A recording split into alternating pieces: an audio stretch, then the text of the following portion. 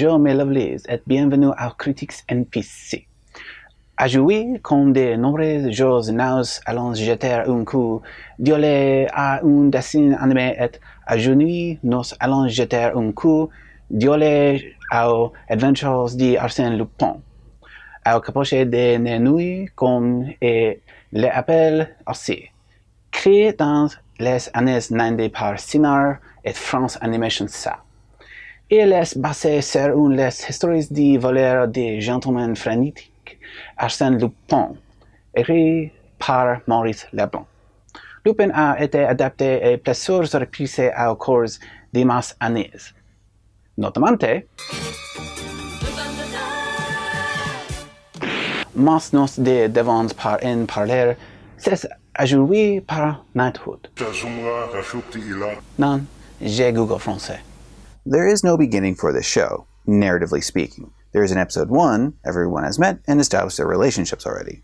I'm thinking the intro is as close as we're going to get. Each episode essentially breaks down like this. The main villain Karst catches some kind of super-villain-esque scheme, stealing gold, super weapons, etc., and attempts to frame Lupin. Extra, extra, read all about it. Lupin robs the embassy of Callanan, extra special edition. Often using some notable henchmen. Inspectors Ganimard and Falafon get involved, while Kelly Kincaid and assistant Max are often reporting or investigating nearby. Lupin finds out, often being notified by Kelly and Max, and enlists their help in thwarting Karst. Lupin then launches a counter-scheme with disguises, subterfuges, and acrobatics. Karst gets defeated and makes an exclamation. This invitation, Karst, is good for a jet plane ride. Bring a friend if you have one. Signed, Arsene Lupin. Lupin! And everything ends with the good guys being pleased with the turn of events. These are the broad strokes, mind you, and thus are bare bones. But the meat of any episode is usually pretty good. As you might expect, it's all pretty episodic with no overarching plots or schemes. No beginning, no end, just endless circles. So many circles. Lupin, our leading man and debonair gentleman thief. Although he doesn't seem to steal much that wasn't already stolen. More on that later. He is witty, capable, and prone to taking chances, much to his driver's consternation at times. One of the things I like about Lupin is that though he is very capable with his schemes and acrobatics, they actually do show him putting some effort into it. And he has a fan club. Arsène Lupin! Unbelievable! I've always wanted to meet you, sir. Well, now you can say you have.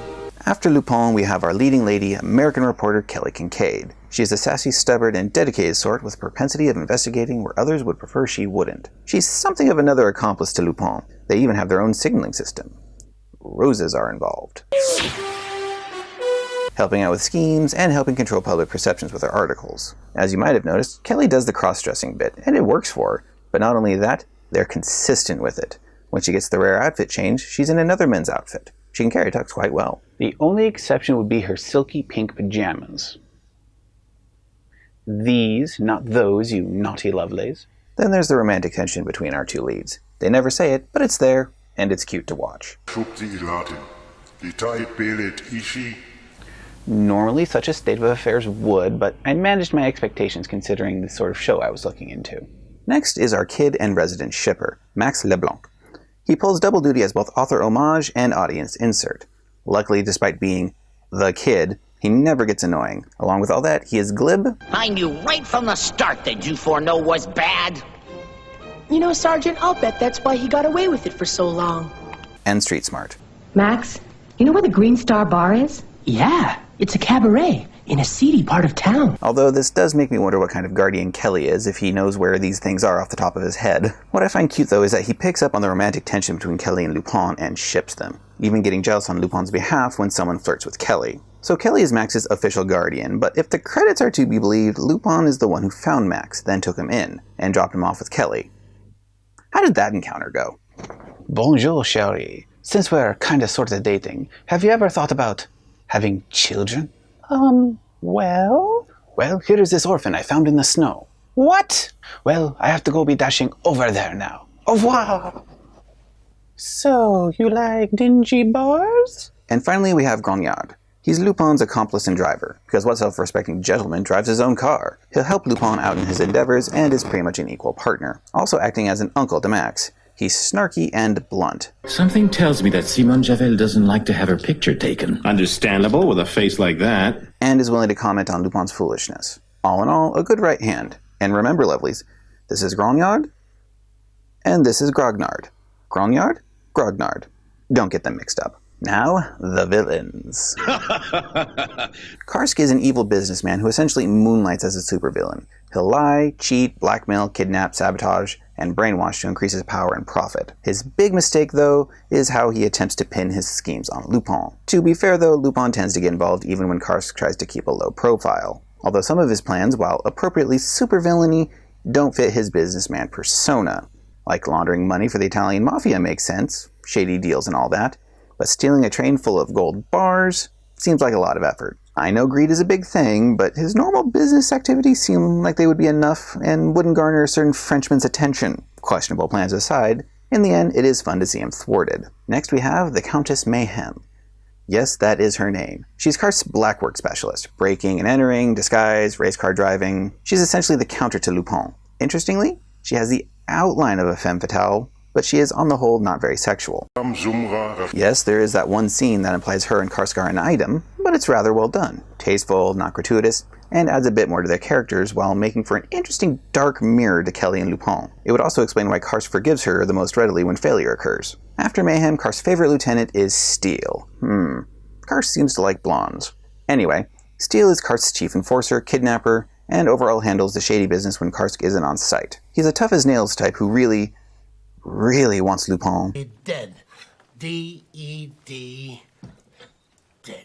Which I can only assume is the result of the numerous times Lupin has shown him up. But he must be doing something right if he's still the top minion. After Mayhem and Steele, there are some regular goons. The short redhead and the bigger jaundiced-looking fellow. Then we have those agents of Interpol, Ganimard and Falafon. Ganimard is an otherwise able officer with years of service and would pose something of an obstacle to Lupin if it weren't for his partner Falafon, a bumbling and not very bright officer who got the job by nepotism if I were to hazard a guess. Incidentally, his name is apt, meaning foolish or man-child. He has a crush on Kelly, but no one takes him seriously. Even Max doesn't view him as a threat. They're pretty much comic relief, but one does have to feel sorry for Ganimard. On the technical side, we have the sound.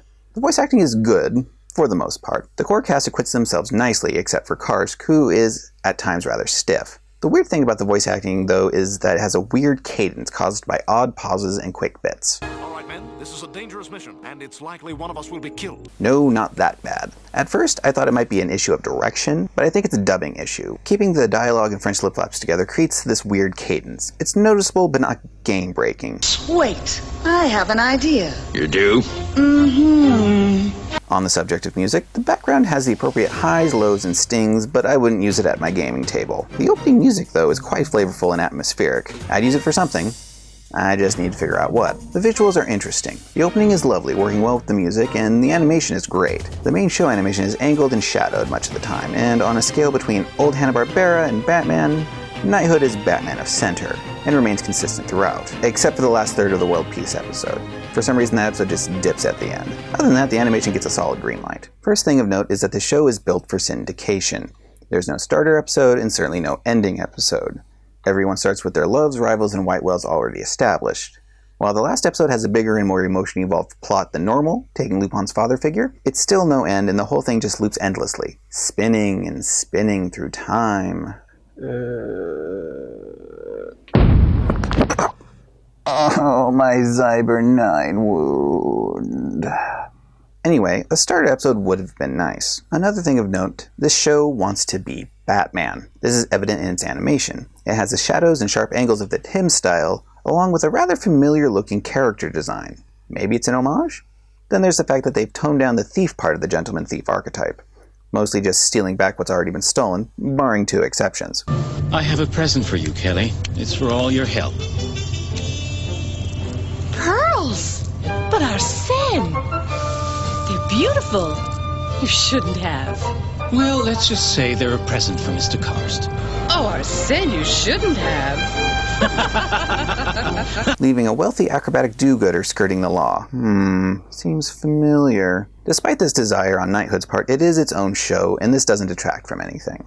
Knighthood has an interesting relationship with its source material. The original Lupin stories were written in 1905, and so a lot of the stories, while changed, have a distinct pre-World War I feel to them. The thing is, the style of cars, clothes, etc. are all of the 30s, which matches with the fact that canonically the show does take place in 1932. Lupin was on the Titanic, which sank in 1912.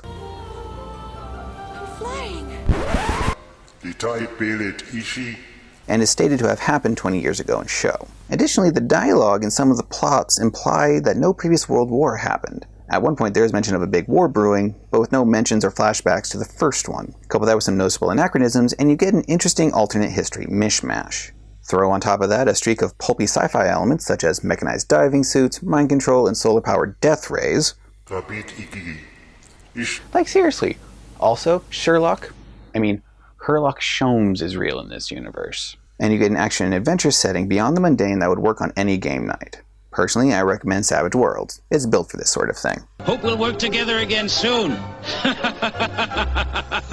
Despite some hiccups in the dubbing, Knighthood is a fun show. I had a good time building the world from what was given, as well as Lupin's backstory from the hints presented. Ah, Lupin! Wonderful job! Yes, it was a lot of fun. It was like back in the old days. If you're a kid who likes this sort of caped action, you'll love it. If you love this sort of caped action as a kid, Knighthood will be fun, but not surprising. Now I just need the room to stop spinning. Until next time, fare thee well, my lovelies.